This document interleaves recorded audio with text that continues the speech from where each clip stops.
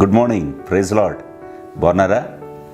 ఈరోజు మీరు ఒక నూతన బలంతో, నూతన శక్తితో ఈరోజు మీ పనులు ప్రారంభిస్తున్నారని నేను నమ్ముతూ ఉన్నాను.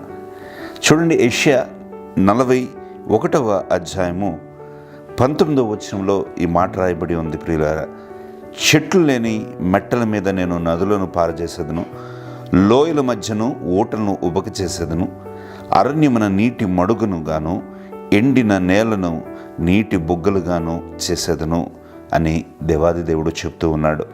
చూడండి ప్రియులారా, అసాధ్యమైనది సాధ్యపరచడమే మన దేవుని యొక్క గొప్ప ఆయన మహిమ, ఆయన ప్రభావము, ఆయన చూపించే కార్యాలు అలాగే ఉంటాయి.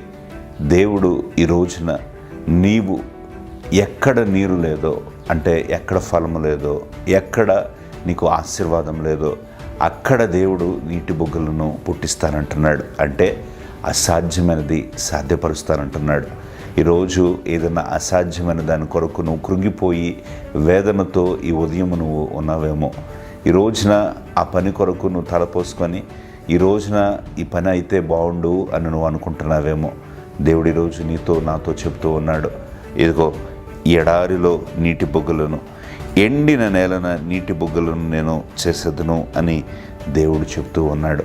దేవుడు అటువంటి అసాధ్యమైన పనులు మన జీవితంలో నెరవేర్చునుగాక.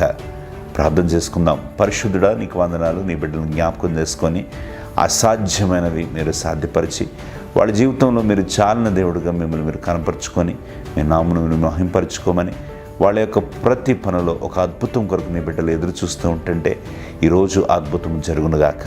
ఈరోజు గొప్ప కార్యం మీరు జరిగించి మీ నామమును మీరు మహింపరచుకోమని యేసు నామమున అడిగి ప్రార్థిస్తున్నాం తండ్రి, ఆమెన్.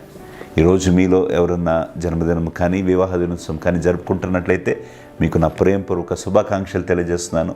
దేవుడు మిమ్మల్ని అత్యధికంగా దీవించునుగాక. ఆమెన్. Praise lord.